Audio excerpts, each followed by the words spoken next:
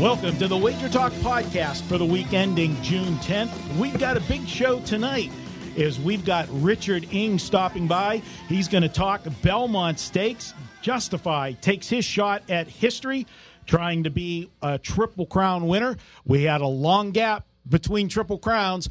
We had American Pharoah break that a few years ago. Let's see if Justify can do it. We also have Carmine Bianco on the show later on. He'll be stopping by, talking World Cup soccer. I've got Ralph Michaels in studio with me. Mark Seidel behind the controls. I'm your host, Marco D'Angelo. Let's get this party started. And I'll tell you what, guys, our first guest tonight, this is a guy that I have been following for a very long time. I moved to Vegas 10 years ago, and one of the first articles I started reading in the Las Vegas Review-Journal, in the sports page every weekend I would be doing it, more so is the horse racing coverage of California. And there was a guy, Richard Eng, and I loved the way he handicapped the horses. And now I actually get a chance to bring him on the show and talk to him in person. He's also the author of Betting on Horse Racing for Dummies. It's a beginner's textbook for horse racing. I don't know how many editions you've had of that. Richard, welcome aboard. And is that book still out there for people to buy? Yeah, thank you, Marco. Yeah, the book's still available, and it spikes as far as sales go twice a year during the Triple Crown Series and during the Breeders' Cup. So the sales are actually still doing pretty well. How many years ago did you write that book? I wrote that in 2003. I can't believe how the time has flown, but it was right around when Smarty Jones had his Triple Crown run, trying for the Belmont Stakes, and there was the interest in racing was really high, obviously because of that. And just like it is now, with Justify going for the Triple Crown. Absolutely. Couldn't have better timing for that.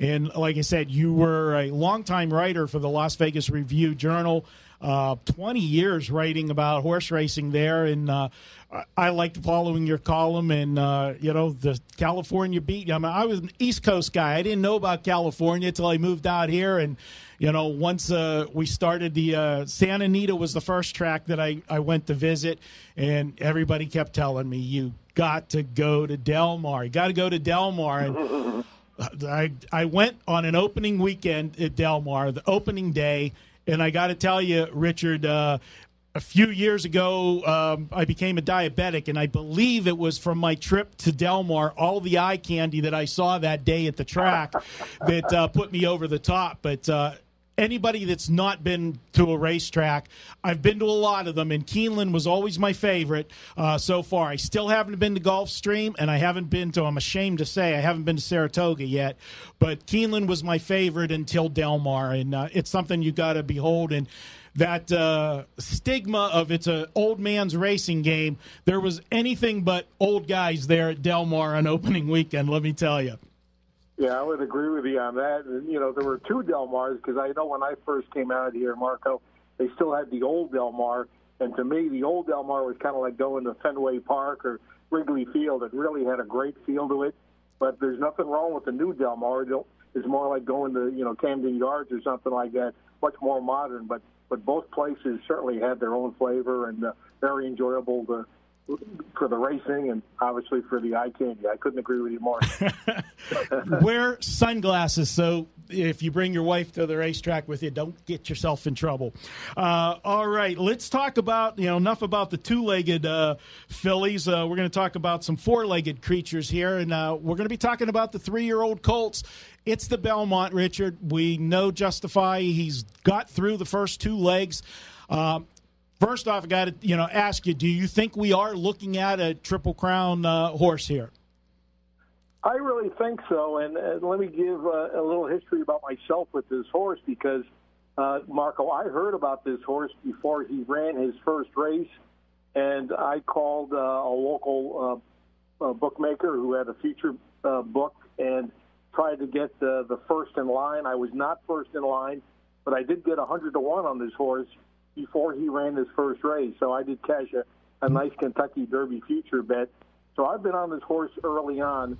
And, when he won the Derby, obviously I was over the moon. I was confident that he could, do the same in the Preakness.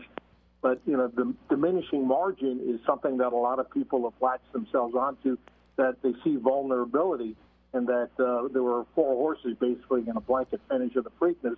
But, I've been listening to Bob Baffert, and, he is a Hall of Fame trainer for a very good reason. And I think one thing that he has said that is not getting enough push is that he thinks that the horse regressed in the Preakness, and he really thinks this horse is going to run a much better race in the Belmont. And if that's the case, the other horses in the field should be scared, because if he, runs a bigger number, they're just not going to catch him. That's in my humble opinion. Yeah, I've heard a lot of guys have that same sentiment. They're saying, it was his slowest buyer figure of his career in the Preakness, and, a few more yards and Bravazzo goes by him and everything else. And I'll tell you, I was cheering coming down the stretch, because my big horse, I had Justify in there, but our big horse that we had him with in the Preakness was Bravazzo, and I was excited. I didn't know where Bravazzo was because I lost him in the fog watching the race. On the screen, but it was crazy to see the way he was coming. But the difference that I explained to people, and Richard, you're a long time horse person. I've been in not only betting the horses, but I've owned horses since 1986 and bred horses. And the thing about the Preakness is, although they didn't go the fractions that they did in the Kentucky Derby, and everybody's talking about it, the difference between the two races was this. They went to fast fractions in the Derby, and when the horse on the front end gave it up, he gave it up. Justify inherited, an uncontested lead, basically, because the horse that went to suicide fractions had no fight in him at all to withstand Justify. Justify had to fight, even though they weren't fast fractions. It's still taxing on a horse when you've got another horse at your throat the entire race. In Good Magic, I'll be honest with you, I was shocked at the tactics that they went with to try to go after Justify like that, but give both horses credit. They both raced game to the wire. Good Magic didn't pack it in. He was right there in that blanket finish at the wire, but so many times a normal horse, once they put away that first horse, Good Magic, like that, they end up getting caught by that horse flying on the outside, Bravazzo, and he didn't. He held him off, and what I look at is, yes, that was 2 weeks. He had never raced in 2 weeks. Horses just don't do that other than in the Triple Crown for all intents and purposes. And from what I've seen of video of Justify in the works that he's had this week, this horse does not look like he's lost any weight at all. And you can't judge 100% by watching on the video. That's why when I'm at a racetrack personally, I like to go down and watch them post-parade in the paddock. I like to see the horses up close and personal. But I did talk this morning to somebody that Ron Flatter from Wiesen, who was actually at Belmont this morning, and I asked him about, I said, what I said, is he lost any weight? Because he doesn't look like it. And he said, absolutely not. The horse looks magnificent, and that's the big indicator. If a horse is regressing, you're going to see him drop some pounds in this 3 race in a 5-week period, and he hasn't shown that. So I think the rest of the field's got their work cut out for them, but that doesn't mean he can't get beat.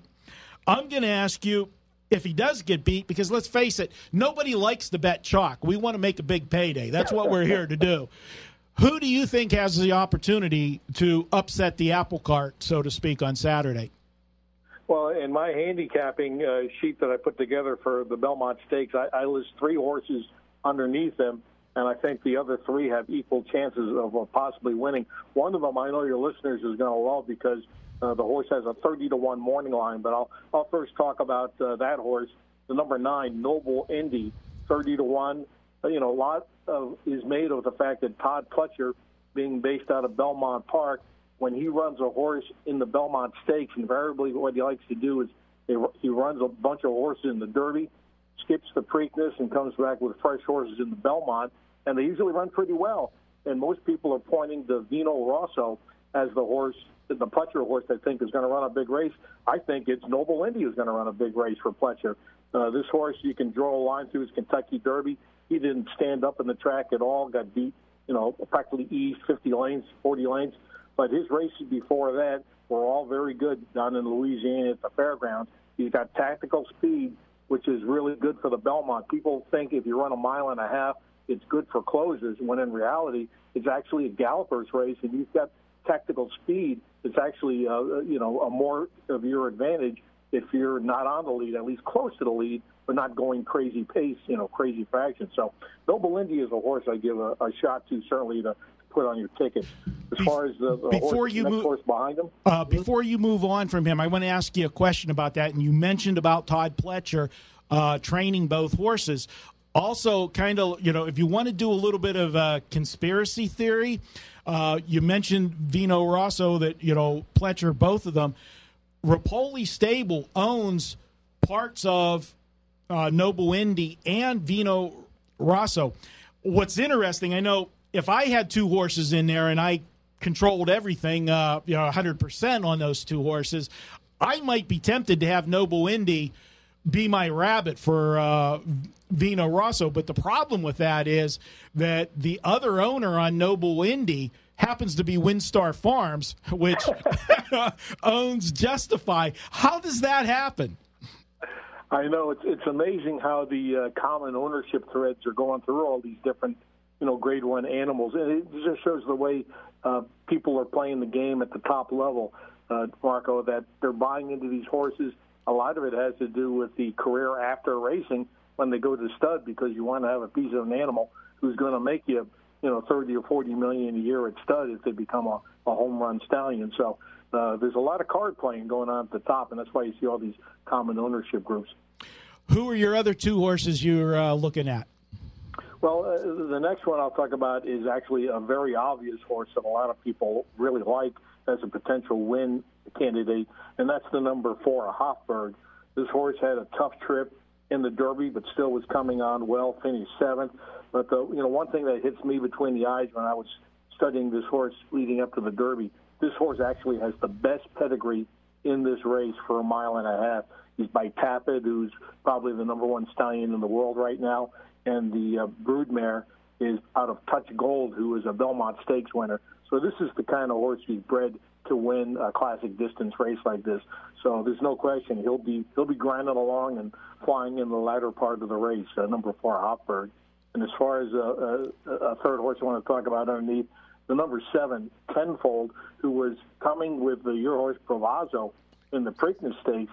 This horse ran a huge race there, only got beat 3/4 at 26-1. Steve Asmussen has a good history himself in the Belmont Stakes. He won it a couple of years ago with a horse that kind of looked like this, a horse called Creator. And he's got the jockey back then was Irad Ortiz Jr. He's using Ricardo Santana for Tenfold. But obviously Steve Asmussen knows how to win the Belmont Stakes. Got it done a few years ago. He can try to do it again with the 7, Tenfold. Well, I'll tell you, Richard, Ralph and I did some videos for WagerTalk today, and if you watch those videos, you're going to be happy. I don't know, maybe happy, but me and you agree on 2 of the top 3 there. The 2 horses that I talked up a lot today was Hofburg and Tenfold. Those are my top 2 contenders to upset Justify if he does it. It's going to be an interesting race, and you touched upon the breeding. A lot of times we see it on one half. We got a top and bottom with Hofburg with the Touch Gold mare. Now you're going back a little bit on breeding there with Touch Gold. What was it, 97 when he won the Belmont? But this is a horse that definitely you've got the mare that's bred for the distance. You got the sire. I like Hofburg, and I just hope that they're able to get him a little bit closer to the pace.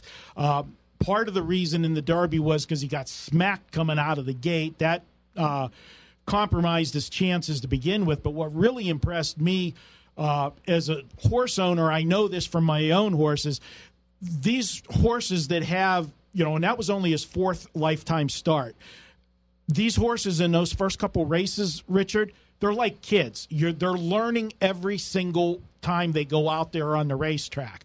And when you only have 4 races under a horse's belt, you you just don't know what to expect. The ceiling is still very high. They're nowhere near where they're going to peak out at, and you have that potential for a big jump in any of these next 3 or 4 races from this horse as he continues to learn, mature, and grow. But what impressed me is after he got bumped at the start, he had to be steadied or checked 2 or 3 different times during the course of that race.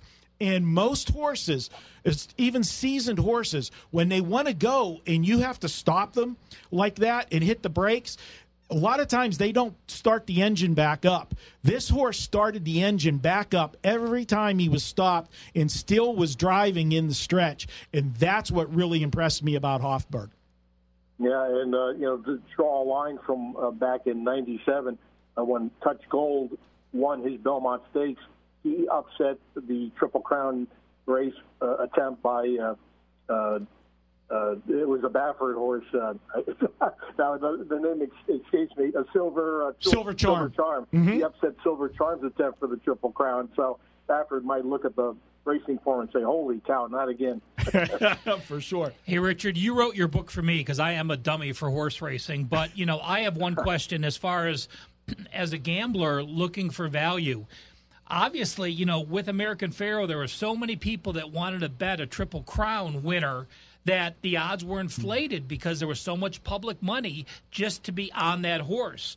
What do you think justifies how much different are justifies true odds compared to what they will finish because people wanting to bet a Triple Crown winner? Well, I'm pretty sure he's not going to be 4 to 5. If anything, he's going to be lower. So it could be as low as 1 to 2. I'd be hard pressed to think he'll go off at 2 to 5.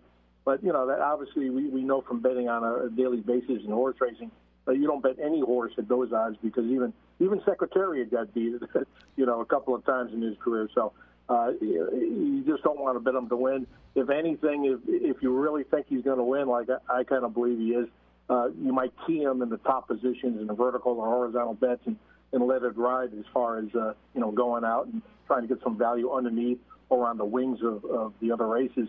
But, a lot of people obviously would try to beat them. If you can beat them, the other horses are going to offer square value. All the horses that we talked about, except for maybe Hofburg, Noble Indy is going to be a huge price. Tenfold will probably be double digits. Dino Rosso probably will be single digits. But, there's going to be some value in other horses. Richard, I want to ask you about one horse and get your take on him. Gronkowski. This is a horse that's going to get more money than he deserves, I believe, just because of the name and the connections. And Gronk's going to be there on Saturday. He'll have his entire posse with him. And, it'll be a story they'll show on NBC and everything else and talk about it. How much dead money do you think is going to come in on Gronkowski, or do you give him any shot in this race? I am curious why he's in the race because it doesn't really fit the Chad Brown MO. I mean, it could be because he thinks the horse is live. But when I look at a horse like this, I would be really shocked to see him win the race. We actually have had a couple of European chippers come over and win the Belmont Stakes because a lot of them are bred to go 1.25 miles, mile and a half, even further. So they just kind of gallop along. But if you look at Gronkowski's PPs in the form, he's only going a mile. He's been a miler his whole career. So for him to step up and make his debut race and win it 1.5 miles is an awful tall order. All right, last question. You're playing it. I give you tell me your pick of which way you would do this. Sounds like you do like Justify. You don't like the odds like none of us. You're going to play it flat exacta or trifecta, put him over the top of the 3 horses? Well, I'd probably start with, Justify, Heat, and Exactas over the other 3 horses I talked about. But I think if you want to try to hit one out of the park, you got to go a little deeper and start looking at the tries and supers. The thing about horse racing in a race like this, almost anybody can run 4th. Sometimes almost anybody can run 3rd. So I think you want to sprinkle some bombs. It's not even a bad idea to use the all button underneath and try to get some, like in the Derby, they had an 80-1 shot run 4th that made the Superfecta such a huge payoff in the Kentucky Derby. So, you want to give yourself a chance for randomness to come in, get one of those bombers in there. God bless the guy that invented the all button. It saved us on many a tickets, Richard. Richard, I got to tell you, I could sit here and talk to you for hours about horses. We live in the same town. I got to buy you a drink sometime and just, shoot the breeze on horses. I followed your work. I don't want to sound like blowing smoke up your butt or anything, but you are one of the true good guys in this industry. Thank you. I was sorry to see your column end in the Review Journal. Any place else that we can follow your work at? Well, I do write columns now for America's Best Racing. That is a website that is sponsored by the Jockey Club. So I write 2 columns a month for them. And I do actually, my picks are, I'm still selling my picks over on Ralph Sirocco's website. I don't know if it's okay to absolutely. Go ahead and plug it. Oh, but it's at racedaylasvegas.com. No fancy spelling, all, no spaces, but www.racedaylasvegas.com. I've got a homepage on his website, and I sell my Southern California picks there. All right, great stuff. I appreciate you stopping by and have you on again for some big races. And got to run into you in one of these sports books, and we got to sit down and have a couple cold ones, buddy. That sounds like fun, Marco. Ralph, thank you very much. All right, good stuff. All right, we're going to take a quick break here, and when we come back, we're going to be taking a look at Game 4, NBA Finals. Is it the final game in a Cleveland Cavalier uniform for LeBron James? That's up next here on the WagerTalk podcast. It's Manic Monday, and that means every pick at WagerTalk.com is just $9. Get a play in any sport valued at up to $30 for just $9 each and every Monday at WagerTalk.com.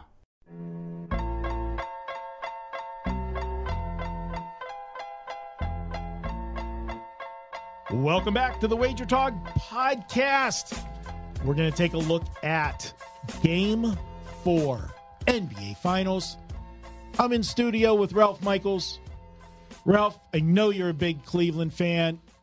I know you were ecstatic when LeBron James came back. More ecstatic when he finally brought a championship to Cleveland. Is this the swan song? Is this the final game we see LeBron James in Cleveland in a Cavaliers uniform? Coming from a Cleveland optimist like I am, I truly believe it is. You watched them. If you watched Game 3 at the end when Kevin Durant hit that 36-footer, LeBron just sat there, sort of laughed, looked up, watched the screen. I think it is going to be the end of his Cleveland Cavalier career, and it'll be interesting. We burned jerseys the first time he left, but I think people now, as the fans have gotten older, as LeBron has matured, just thankfully came back to Cleveland and what he did, and just appreciate that you're seeing, one of the top, no matter who you're arguing with, one of the top 3 or 4 basketball players in the history of the game, and that'll ever be that way. Yeah, let's put it this way. I agree with you. Because he came back and brought that championship, they're not going to be upset like they were the first time. There's only one team that he could, and there's no way he could end up there. Okay, they don't have enough room. There's not enough basketballs there. But if somehow he landed in Golden State, that would be the only place that would be that they wouldn't forgive him for after 4 years of battling them. That would be like the Patriots going to the XFL and playing out the season. I mean, that would just be crazy. But let's talk about this game. And down 0-3, no team has ever come back in the finals. And in fact, only 3 teams have ever forced a Game 7 after being down 0-3, and that was back in 1951. I think when you're 0-3, no matter who you are, who you're playing, there's a sense of it's over. And I think that's where we see the Cavs. I think that, the Cavs, LeBron knows if he's leaving or not, and in my heart I believe he knows he's leaving. And LeBron will not have his last game in Cleveland be an embarrassment for him. So when I look at this game and Game 4, obviously Curry will not shoot as bad as he did in Game 3. Probably not. Durant will not shoot as well as he did in Game 3. 43 points, 43 minutes? Yeah, I know. What a slacker. But again, together, Curry and Durant are still going to be the same 2 players. you know, when you average out what they've done. But I look at this, and I think the Cavs come out with their hair on fire, and I like them in the first quarter. The books we also had, you know, we also talked earlier to CG Technologies on the radio show at ESPN Las Vegas Sportsline, and they talked about how the props for LeBron over props were almost 6-1, betting his points and rebounds, or betting a points, assists, and rebounds. I still think that betting LeBron over his 35 or 36 points, wherever they put the number, is a very good bet moving forward in this game. Yeah, like you said, if, you know, we did videos today, and I said if it gets to the fourth quarter, we saw in Game 2 when the game was out of reach, they were shooting all those bricks in the fourth quarter, and it became, you know, a double-digit lead and kept getting bigger. The Cavaliers gave up, you know, and emptied the bench. You're not going to empty the bench in an elimination game, and especially if it is LeBron's last game. So I agree with you there. And I would never normally agree with betting an over prop on a marquee player, because you're never getting the best of the number. No, I mean, the sportsbook knows that 9 out of 10 people are, when you're betting LeBron, you're going to bet over, or you're trying to middle a game. Perhaps you have it somewhere else and you're trying to get that easy win, but you're right. But again, you know, Dave Koken talked about it earlier on the show. When Kobe's last game and you knew he was retiring, there were so many props that were over-based props that still flew over the total. Now, this is so much different because you're in a competitive environment, but I could see Golden State in the fourth quarter with 5 minutes to go, and they're up by 15. They are not going to play that type of defense on LeBron, and LeBron is still going to be LeBron and shoot the ball because, again, he is not going to be embarrassed his last game in Cleveland. No matter what the Cavs do, LeBron has always said the most important thing to me is playing to 100% of my potential or higher, and that's what he'll bring.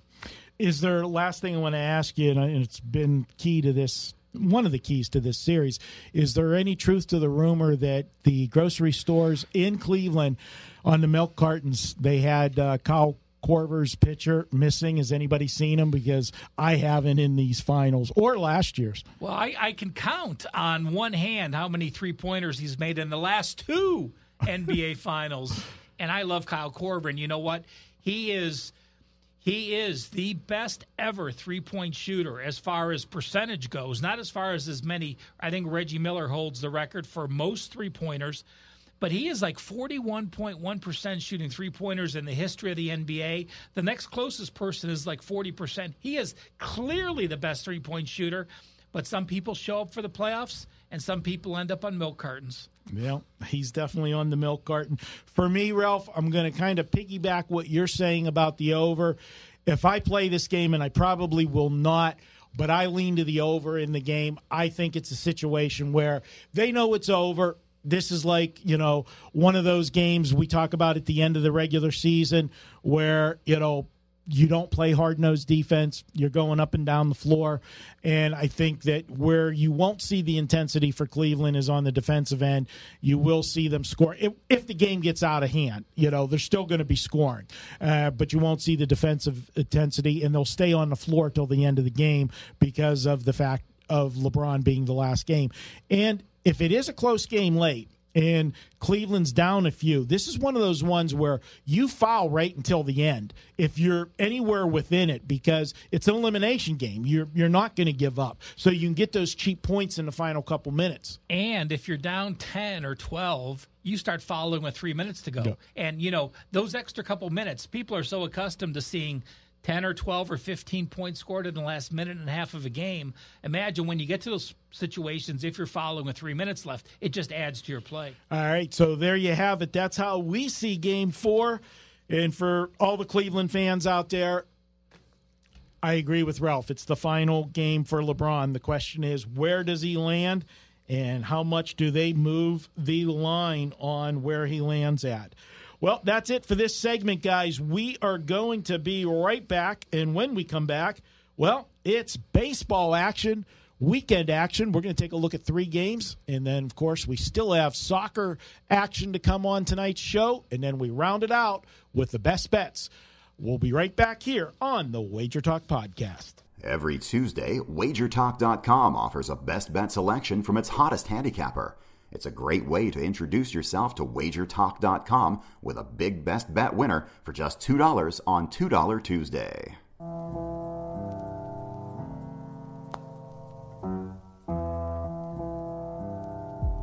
Welcome back to the Wager Talk podcast. Time to check out the weekend baseball action. And we've got a good one to kick it off for Friday night.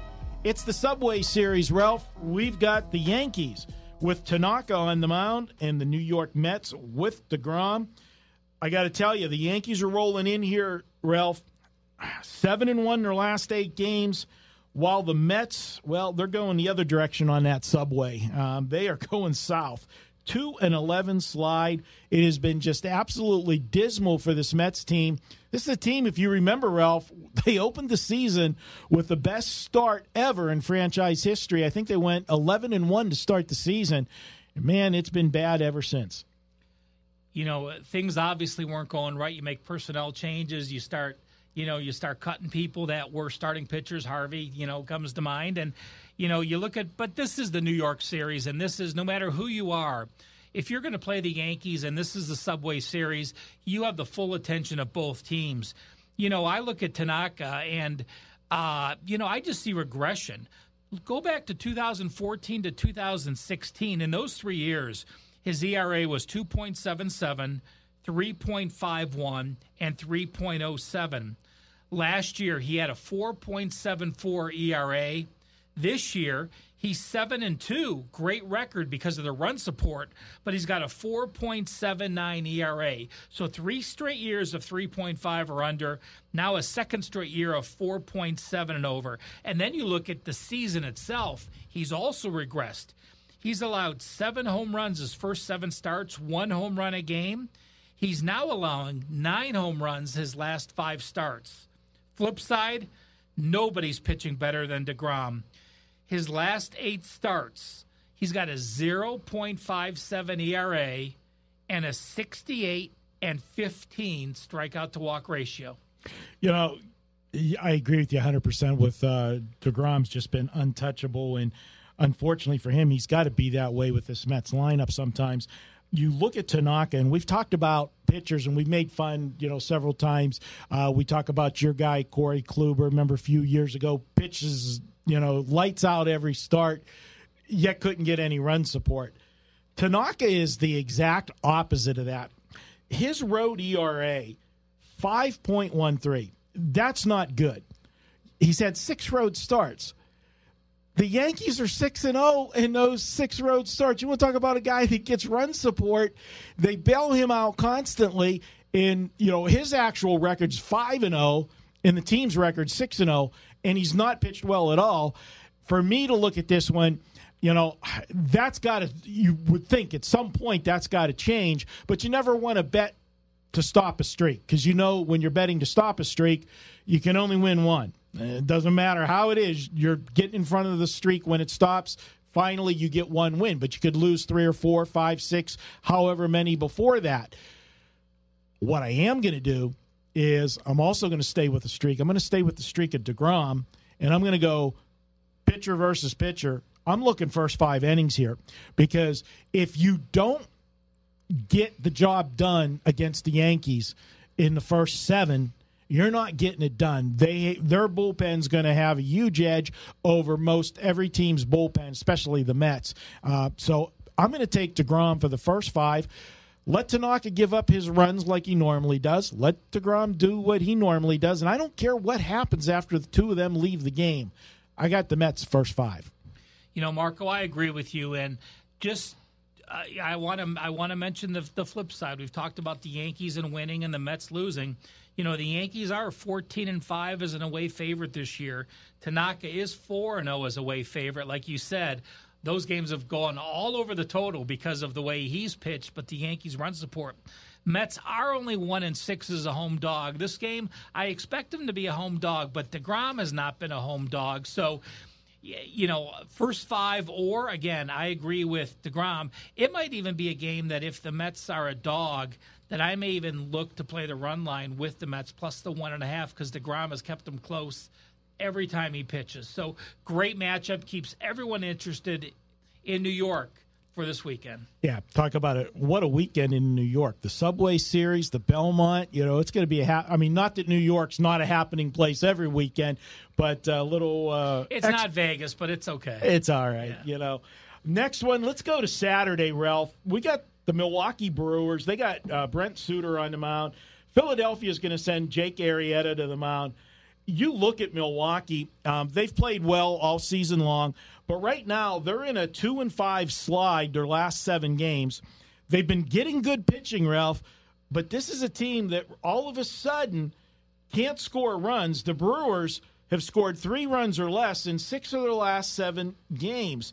Does that concern you? That, and I know you do the who's hot and who's not, you look at groups of 10 games and such. When you see a team that gets into that offensive funk like that, it makes it kind of hard to back them. Well, going into the Thursday night, we're taping this Thursday night, and going into that, they scored 4 runs in their last 3 games. Well, does that concern me? Yes, but no. 2 of those games, you were playing Kluber and Carrasco on the road. So, again, those are shutdown pitchers when they're pitching well. So I'm not that concerned about them. They are 19-4 on the road this year, but as you said, they are on a slide, and that slide has carried over where they're 1-5 their last 6 on the road. So Milwaukee was actually 18-9 as a road team, but again, 1-5 their last 6. I look at Suter pitching, and you look at his last 8 starts. He has been phenomenal. He is not to the level of DeGrom that we just talked about, where he's the number 1 stopper on a team. But in his last 8 starts, he's allowed 2 earned runs or less 6 of those starts. He's allowed 3 earned runs once and 4 earned runs. So when you could put a stretch of 8 games together, and your worst performance is allowing 4 runs once, that's the kind of pitcher that keeps you in every game. The one thing with Suter that I'll point out is he's a guy that's generally going to give you 5, maybe that 6th inning. But with the Milwaukee Brewers, they're one of those teams that when they turn it over to the bullpen, their bullpen's locked down this season. You're not scoring runs off of them. So the fact that he doesn't give you a lot of innings doesn't concern me as much, with some other teams, if you got a pitcher that you're betting for the full game. With that said, Ralph, that's going to lead me to the total in this game. I am a little concerned about the Milwaukee hitting. It's not like they've been scoring a ton of runs all season. This is something new. They haven't been a powerhouse at the plate. It's been good pitching, good defense. I look at Jake Arrieta. Here's a guy that had a fantastic month of May. 0.90 ERA in May. That would be a fantastic month of May, and I agree with you 100%. But his first start in June was not good. And the reason I bring that up is when you get these veteran pitchers that have been around a long time, they don't have those bad games. And they gave up, I think, 5 runs at San Francisco. When he does that, I like to jump on that, look at that pitcher in the next game, because generally they are going to bounce back in a big way. They're going to be focused after a bad start. So I'm looking for that Jake Arrieta that we saw in May in the way Milwaukee's hitting, the way the Milwaukee starters pitching, the way the Milwaukee I can't talk tonight. You think I was the one that was drinking before the show. Bullpen is so rock solid. I'm going to look under in this game. I think we get a good outing out of Arrieta, and when he's good, he'll give you innings. I'm going to take this one under. How are you seeing it? Marco, I actually have the under written down as well, and just one more point for Arrieta. I like looking at pitchers home road, and when you got those huge dichotomy breaks, Arrieta at home this year, 3-0 with a 0.84 ERA, a 29.9 strikeout walk ratio. On the road, 2-3, 4.45 ERA, 15.10 strikeout walk ratio. So one of those pitchers that has completely benefited from pitching at home. They're 9-6 versus lefties, the Phillies are. And again, the only bizarre thing about this game, which we should mention because it is getting some news, Arrieta actually ranted after his loss to San Francisco, where he gave up 5 earned runs in 6 innings. he was complaining about the defensive positioning. He actually called out his coaches and said that these aren't where I want the players. And he said several of the hits were caused by their bad positioning. So that's something just to put up in the nose. He didn't call out his players. It's obviously on the coaches. But a veteran player doesn't normally do that in season where that kind of story gets out to the public when you're talking what should be clubhouse talk. Yeah, you definitely don't throw your fellow players under the bus, and it's usually not wise to do the managers. That's not good for job security, I'll tell you that. Let's go to the final one on Sunday. Arizona, they send Godley to the mound, and Colorado sends Freeland to the mound. Ralph, if I'd have told you at the beginning of the season, we had all the hype on the Dodgers. They went to the World Series last year. Obviously, they lost to the Houston Astros. We got to mention the Houston Astros at least once a show, or Mark shuts us all off the mics. This is a team that we never would have thought that you had had these two teams in the mix for first place. We would have thought they would have been, maybe battling for a wild card, chasing the Dodgers. Arizona off to that hot start at the beginning of the season, but boy, they've been on free fall ever since. Colorado, they got themselves back into the mix simply because, Arizona came back to them. It wasn't so much of Colorado going on this huge winning streak. Obviously, they're playing good, but these teams are not like they're 10 games over 500. Well, Zach Godley, he's had poor command issues, and it's very well versed. You look at what he's done, at home. Again, this is another pitcher with a big home road dichotomy.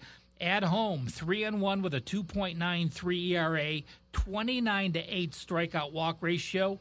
On the road, 2-4, 7.08 ERA, 33.25 strikeout walk. Those numbers are astronomical. But you mentioned the Arizona. They started 19-7, then they go on a 1-13 run. Now, they have won 6 of their last 9. They've gone 6-3, but they have lost 2 of 3. So is it a streak, or is it them just playing 500 ball now, and we're just in the midst to that? But you look at what Freeland's done. And, last year, Freeland was a 11-11 pitcher, a 4.1 ERA.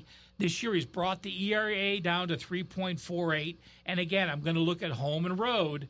Freeland at home, 3-1, 2.19 ERA. On the road, 3-4 with a 4.15. So he's a pitcher that plays better at home, and a pitcher that had a 4.24 ERA his first 4 starts. But since that time, he's gone 5-1 with a 2.7. I only see this one way. It's Colorado, big for me, and there's very legitimate potential that it's going to be one of my best bets on Saturday. Yeah, on Sunday, excuse me. To add to Freeland, and even when you gave the home-road dichotomy, those road numbers are not bad. I mean, he's pitching better at home, and we expect pitchers to pitch better at home, except when your home is Coors Field. You're not supposed to pitch better at Coors Field than every place else because the ball's supposed to fly out of the ballpark there in the thin air. This is a guy, 8 straight starts now, Ralph. He's allowed 3 runs or less. And like I said, that in itself makes me look at Colorado when you got a pitcher pitching as consistently as Freeland is. But when you factor in that half of those games are at Coors, that just becomes that much more phenomenal. And then you've got an Arizona team, as you said, Godley's pitching poorly on the road. This is a team that can't win on the road right now. Arizona, 2-10 their last 12 road games as we are doing this podcast. It's a little bit scary. It's too good to take Colorado here on Sunday. And let's just mention, since we have both teams now that have the humidors, now Colorado, again, used to have those kind of scorings. This year, Colorado is actually 10-16-1 to the under. And Arizona is the other team that got the humidor this year, which, again, it takes the pop out of the ball when you're playing at home. Arizona, which we saw crazy scoring last year, Arizona at home this year with the Humidor as the first year. They're now 11-19-2 over/under. So again, both parks have been significant under parks this year with the Humidors. Yeah, and to point that out, everybody talked about Arizona in the unders at the beginning of the season, and then the season started, and they had a few overs, and then it kind of went silent. But the part of it is the Humidors are going to be more effective the hotter the weather gets. And it's something you got to put into play.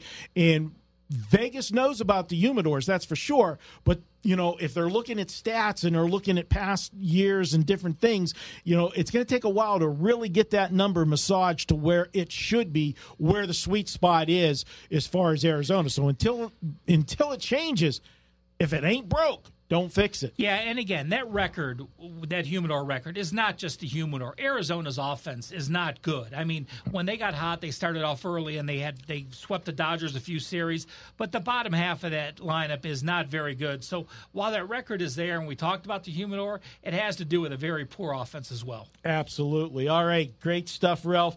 We're going to take a quick time out. When we come back, we are going to be joined by Carmine, Bianco. We're going to talk World Cup soccer. It's just around the corner next week. Also, Carmine is going to share some information about a free contest at WagerTalk. And then, of course, in that final segment, we've got Best Bets. Back with more here on the WagerTalk podcast.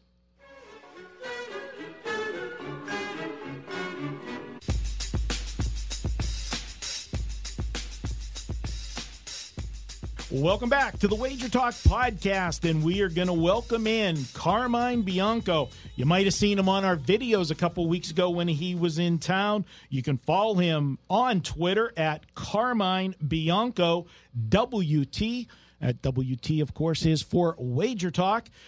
Carmine, welcome to the show, my man. Too long. Guys, it's been like, what, a couple weeks? And then you're coming to town. What is it, next week? The 17th. Yeah, flying in the 17th. So looking forward to spending a week or so in Vegas, watching some of the Cup games in the sports books, and just having a good time. Playing some poker. Are you bringing dead money with you? I am bringing dead money with them. I'll be wearing my headphones throughout the whole flight, because if you've ever sat on a flight with the Prez there, you're going to hear just about every bad beat story that you could possibly hear. Yeah, he gets mad when I call him dead money, but I do it all the time because it's true. Yeah, and I think he knows it. All right. Well, hey, let's get this thing started. Next week kicks off the World Cup, but you've been a very busy guy preparing for the World Cup. You were here, like we said, last couple of weeks ago. You did some videos for us in the studio, but you're doing some videos north of the border as well. Tell our viewers what you've been doing, what's up at WagerTalk, and what we can expect in the future. Yeah, no, obviously it's been a crazy few months. With the domestic leagues sort of finishing off, and even before they were done, I sort of got to work on sort of data mining info. But it's the 21st World Cup, of course, and it's just trying to get as much information as you can on the 32 sides, everything from final rosters, which weren't announced or have been announced over the last week or so, last couple of weeks. But like everything from like player index ratings, formations teams will use, lineups. It's everything to basically to help find wagering spots are going to have some value for you. The one thing about the World Cup, and it's the most watched event that there is in the world, and I know we are in North America and we love our Super Bowl and we love March Madness, but this thing is a beast of its own. And you have a lot of sports books out there that have some very sharp soccer departments. They have sharp soccer or football, whatever you want to call it, soccer, football. It's the same thing, guys. They have some they're very sharp traders. So there are no bad lines out there.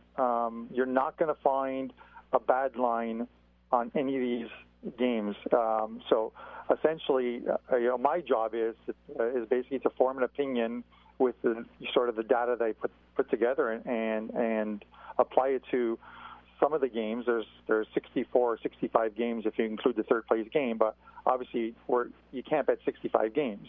So it's essentially finding the spots that offer value and can make guys money. You know, the videos, obviously the video on WagerTalk's website has, as of today, has 43,000 views. So that's got to give you an idea of the popularity of this tournament.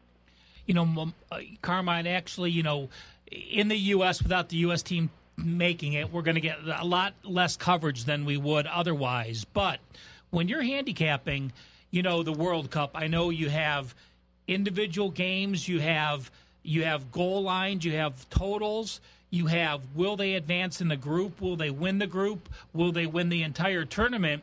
Where do you find the most value breaking those out? Again, it's literally going to, you know, if you're a newbie to this,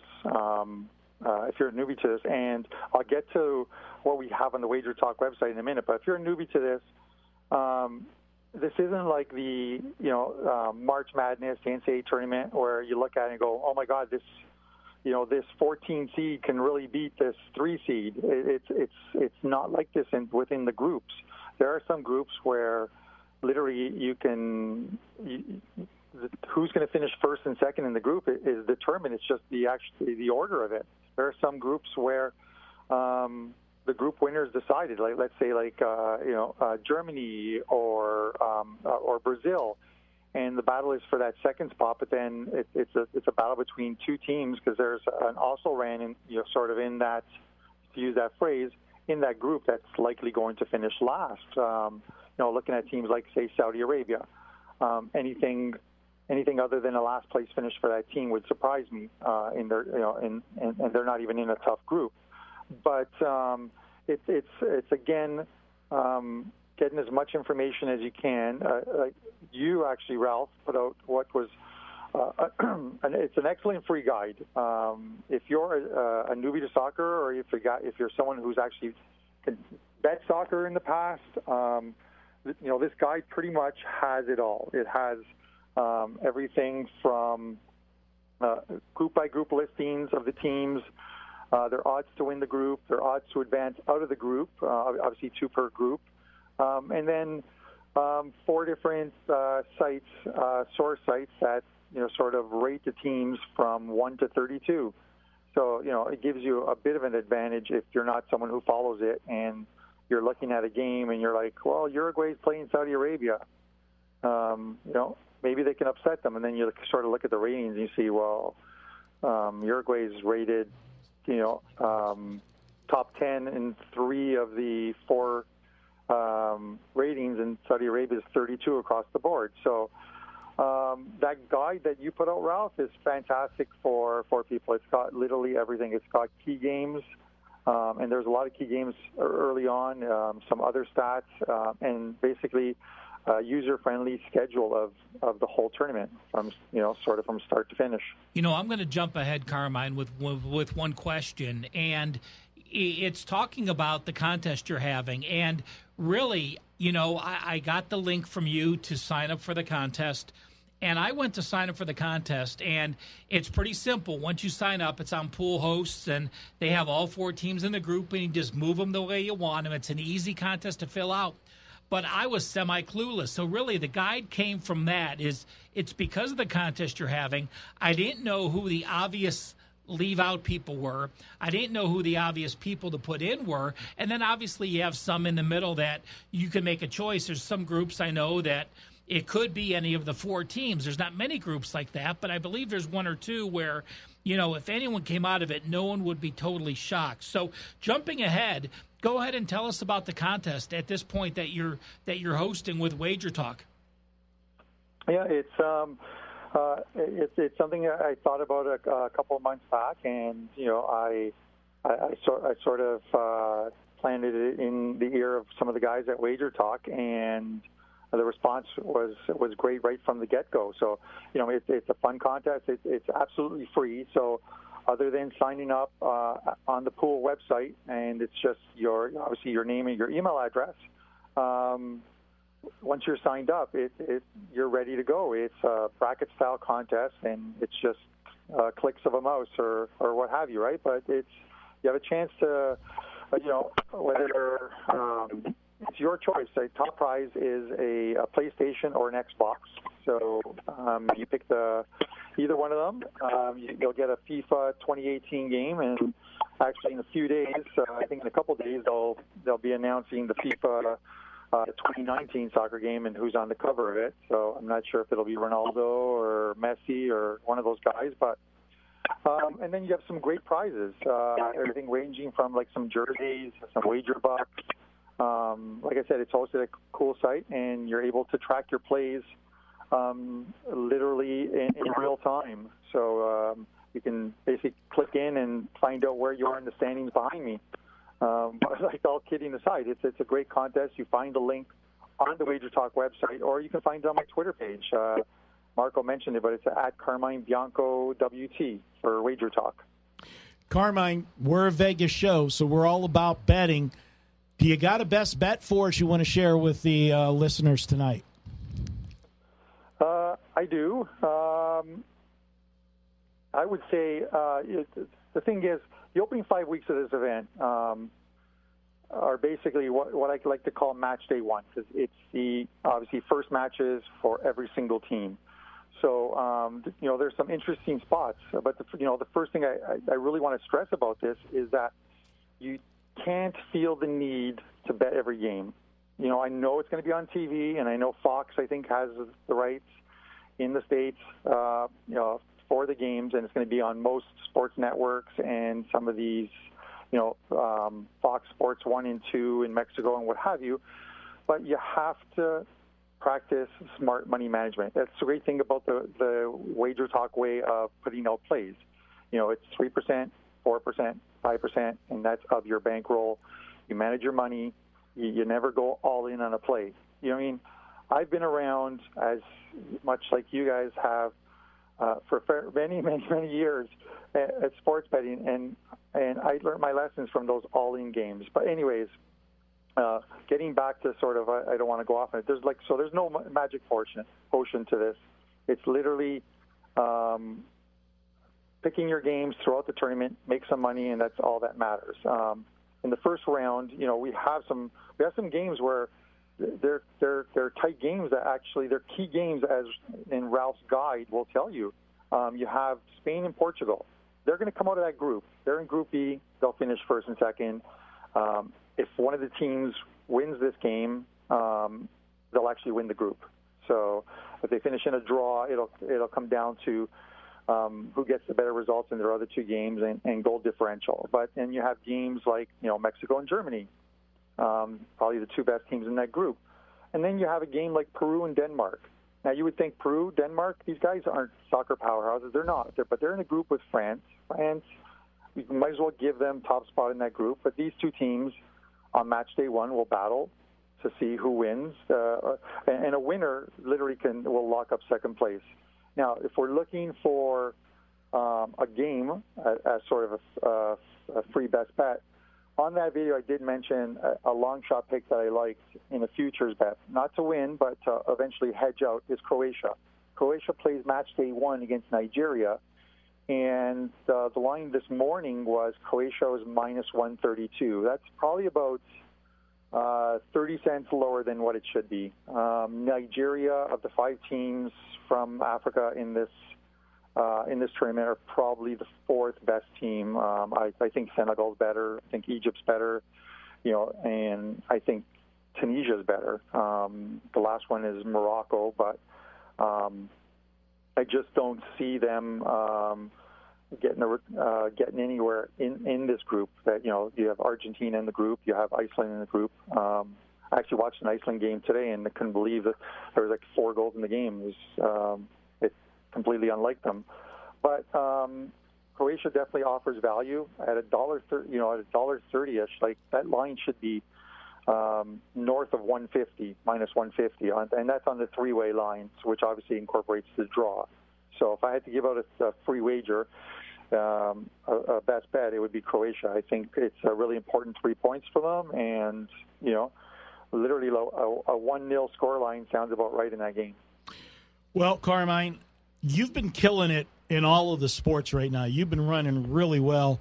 But we all know your first love is definitely soccer. And why not? I mean, listen to these streaks, Ralph. Champions League 2017 knockout stages, his record was 17-6. Then you turn around in the MLS playoffs, you went 8-3. In the Copa America, you went 11-6-1. Your Euros record was 17-8. And then your final 2018 Champions League and Europa League record was a combined 28-12. You're definitely just killing it with soccer. Tell our listeners how they can get your plays and any specials you got running right now. You know, Carmine, let me jump in here because Marco's talking and not even mentioning 10 straight in baseball. And because Marco has some record that was made up from years ago, sending you black cats. You have 10 straight winners. And Marco sending you black cats and ladder tweets. What is that about?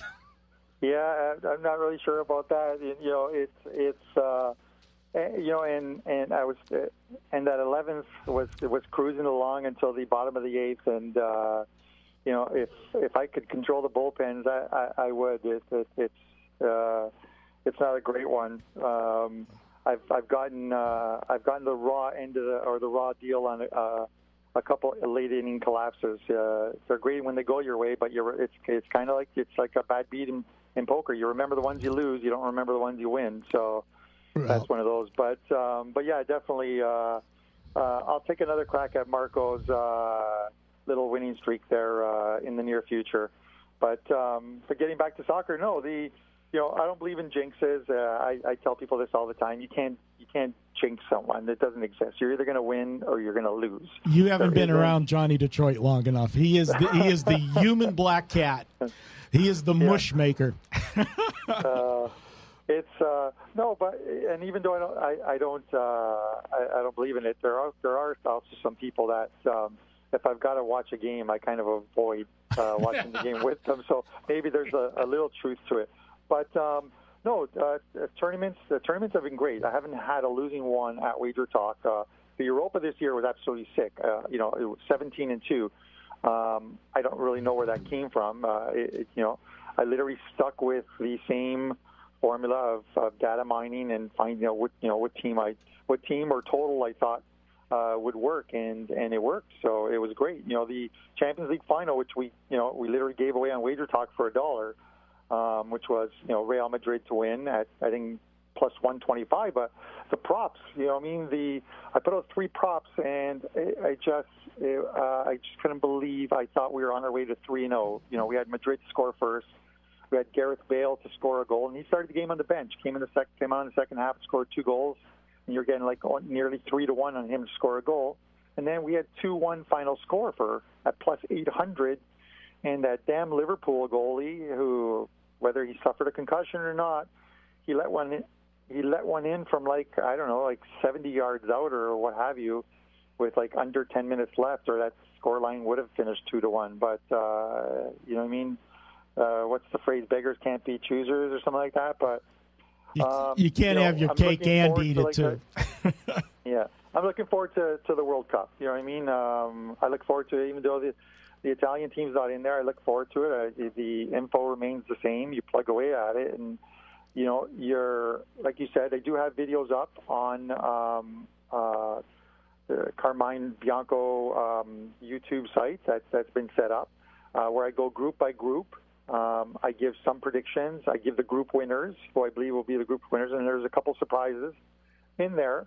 And during the World Cup, I will be putting out videos once every probably 3 to 4 days with a recap and sort of looking forward to it. But guys can find some free plays on my page at WagerTalk.com. They'll also find out what I have planned for the next few days as far as plays, and that's where they can purchase them. And you do have a World Cup package where they can buy all of your plays for the World Cup. I do, and we've had a good response to it. And I've gotten messages on Twitter, DM messages from people who have not, like, a couple today who've never bet soccer before, but they know it's on TV, and they're sort of taking the newbie approach to it. And they had questions. I answered them, and they're coming along for the ride. So it's 5.5 weeks of soccer. There's, like I said, there's 64 to 65 games. Obviously, I'm not going to have selections on 65 games. It would be a disaster to do that. Let's just pick the good ones. Let's make money over the over the course of the entire tournament. And if clients make money, then I'm happy, because it's a win-win situation type of thing. The other thing is, MLS is the only league that's running that will have games during the World Cup. Anyone who buys that World Cup package, and there's a promo code on there, I think it's WC50 to get $50 off, I'm going to give them, or we're going to give them, every single MLS play that I release to my clients. You guys have somehow figured it out that the guys will get those plays as well, too. So they're going to get some extra games as well. All right, good stuff, Carmine, and we'll see you next week. Rumor has it that, because you've been running so good, you're going to be picking up a check, and I'm telling you right now, I'm going to start fasting on Monday, so be prepared. Listen, it's not a problem. I said to you guys, I only had one condition. We go to Carmine's at Caesars. I know you like your pasta. The boys, there's plenty of, veal parmesan, chicken parm. There's plenty of food there. You guys want to go to Carmine's? It's a nice family-style restaurant. You guys can eat to your heart's content. Do they serve Miller Lite? Sorry? Do they serve Miller Lite? I believe they do. The great then thing we're is okay. All right.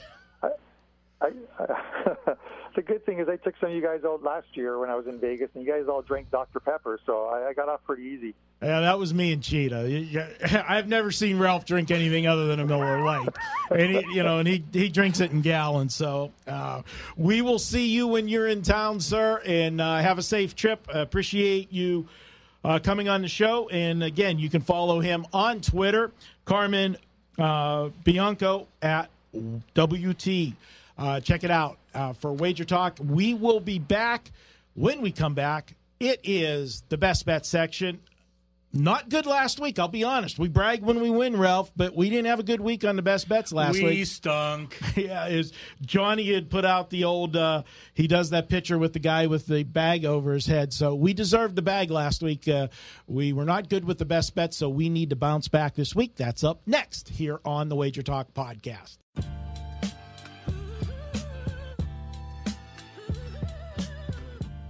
Welcome back to the Wager Talk podcast. It's the part of the show you wait for each and every week, except last week when we went 0-3. And you know what, Ralph? Wager Talk, that's what we're all about. When we win, we're going to tell you about it, and I might send out a few tweets, chirp about some winners. But you know what? When I lose a big game, too, I'm there on Twitter telling people what I had, what we did, what we lost. And that's just the way we do things at Wager Talk. A lot of the other sites, games of the year every day. You never hear about those games of the year when they lose, though. It's like crickets till the next one fires one and then somebody hits it. But we talk about the games. We don't have the games of the year at Wager Talk, but we talk win or lose, and we're about long-term wagering, investing, in not only give you plays to win, but we teach our guys and educate them along the way. Well, as you said, it's an education process where, if you ask someone off the street, we're talking Delaware just opened sports betting, and there's going to be New Jersey following and West Virginia. Well, 58% is profitable. If you're looking at 100 games and you go 58-42 and you add in the juice, that's a decent season. Now, granted, you'd love to hit 60% or higher, but, during the period of time with our best bets, our goal is to hit over that 55, 56% to show people a profit. And like when you're betting, you have to have a bankroll to be able to last through a few losing streaks. We had an 0-3 weekend last weekend. I'm sure we're going to turn it around this weekend. And 2-0 is just a minute away. There you go. Yeah, I guarantee you we're not going 0-3 this week. That's because Dave's enjoying sockeye salmon from Joe's. Yeah. Did you get one of those invites for the sockeye salmon? I didn't, and actually he got shut out. Well, they were actually out of it already. I'm not going to say anything, but there is a word called karma. That's all I'm going to say. All right, let's go to the best bets. Ralph, I'm going to start off with mine since it's the first one on the schedule. I'm going to go to Friday night. We're going to take a look at, we talked about the Sunday matchup between Arizona and Colorado and how big of a series this is this weekend. And I'm going to look at Colorado in the first game here.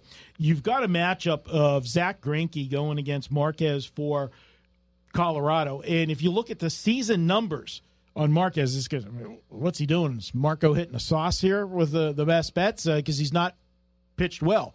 But if you look at the last 3 starts, he's got it together. 2.70 ERA. He's got a whip of 1.05. When he came on the scene last year, highly touted, pitched very well in the minors. I was on him for his first start, as I love to do with these rookies when they bring them up. And that was his worst start of the year. And then after that, I think he rode off like 7 or 8 in a row for the Rockies. Good outings. I'm going to look for him now. He's found his groove. I'm going to look for him to keep it rolling. And as I said, this Arizona team, they can't get out of their own way right now. 2-10, last 12 on the road.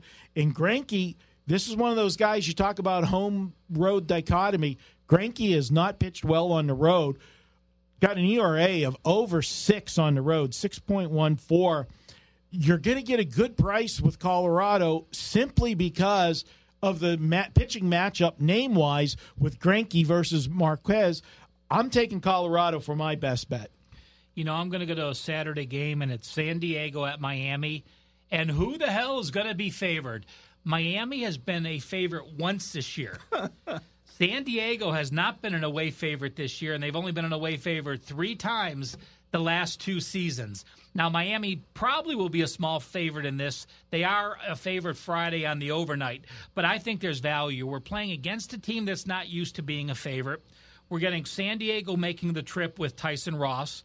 San Diego has won each of his last 5 starts, and there's still value on Ross. Ross was a San Diego pitcher for 3 years, had ERAs of 3.17, 2.8, and 3.3. Went to Texas last year and had a 7.71 ERA, got relegated to the bullpen, and came back to San Diego this year. Well, he's 5-3 with a 3.31 ERA. The Padres still pull out their spots when I think they're playing well. With Ross on the mound, this is one of them. And again, we're playing against a team, let me repeat that, that's been a favorite once this year going into Friday night's game. All right, good stuff, Ralph. I just want to tell our listeners they heard us talk about the Belmont in the first segment of the show. I do have a Belmont package up at WagerTalk. You guys know, this weekend with the Belmont, and, I want to say this out there, sometimes, we talk about the other sites. Ralph, you know it. There's going to be people all over the place that are horse experts all of a sudden come Saturday, and they're going to be selling picks on horses, and they don't know anything about horse racing. I am selling a package on horse racing. Not only do I bet horses, Ralph, as you know, I've been a horse owner for 30 years, and over 30 years in this business. I race, I own, I breed horses, and I know the sport inside and out. We've had great success in these Triple Crown races. Preakness-wise, we turned $302 investment. That's what I had advised my clients to bet in the race. Gave them the exact things as I was betting them myself, and we brought back $1,159 in the Preakness. Well, Marco, it's knowing the industry is one thing. Betting it yourself is a second thing. But, it's now been 2 seasons, 5 Triple Crown races. And in those 5 races, you've hit 3 trifectas and a superfecta. So, right there, it shows. Now, granted, you're putting an investment out. It's probably like a normal basketball game, right. $300 investment, but your return is incredible. And even this year, you didn't hit the Derby, but your return was, 90% of your investment. So it was basically we lost 50 bucks. Yeah, we lost 50 juice on a bet. So, again, a man that knows horses, we've talked about it. If you follow me on Twitter, @CalSportsLV, you've seen me hang out with Marco. Marco doesn't drink. I am happy to use all his drink coupons at the race book, and I do that very often. So thank you, Marco. Yeah, there's Anytime I'm in the race book betting horses, there's a mountain of drink tickets there unused. I don't know why. I'm the most popular person in the race book on those days. So if you see me, come on up. I'll buy you a drink. That's for sure. Mark's laughing. He goes, where are you going to be on Saturday? Mark's like, I like free drinks. All right, guys. Hey, it's been a great show. I want to thank our guest tonight, Richard Eng. Great talking with him about the horses. Carmine Bianco. Follow him. One of our Wager Talk guys. You can check out all of his World Cup action. My buddy, my partner in crime tonight, Ralph Michaels. Behind the controls, Mark Seidel. If it's not for him, you don't hear any of this. Then, of course, our man out in Detroit, Motown, Johnny Detroit, the human Black Cat. He gets this up to all of the social media sites for us so you all can hear it. And, guys, I got to thank you. If it's not for you guys listening to this show, we wouldn't be doing it. And we appreciate all of the loyal followers that we have and sharing it and liking us on all the social media. This is Marco D'Angelo. Till next week, guys, let's cash some tickets. Talk to you next week.